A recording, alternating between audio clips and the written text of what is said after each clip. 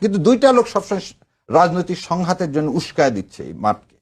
একটা হচ্ছে অ্যাডভোকেট ফজলুর রহমান, আর আরেকজন হচ্ছে এই ঈশ্বরদীর হাবিবুর রহমান। দুইজনাই আপনি দেখেন সোর্সটা কোথায় থেকে, রসুনের জায়গাটা কোথায় থেকে।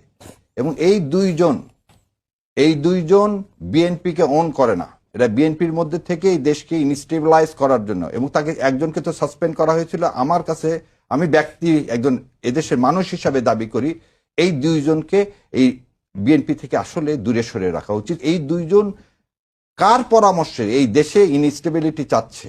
এই দুইটা ব্যক্তি, তাদের স্টেটমেন্ট প্রতিদিন দেখেন। আজকে এই ফজলুল সাহেব বলছে যদি আমাকে ভোট না দেওয়া হয়, জামাতকে ভোট দেওয়া হয়, তাহলে আমার ডেড বডি পাবে। এটা কি ধরনের কথা?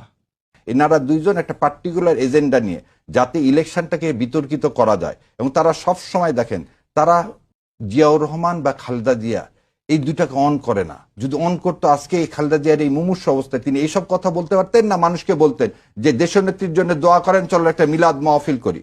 সেই কাজে না যে তারা যাতে এদেশে ইলেকশন না হয়, ইন্ডিয়া যে ভাষায় কথা বলে, এই দুইটা লোক একই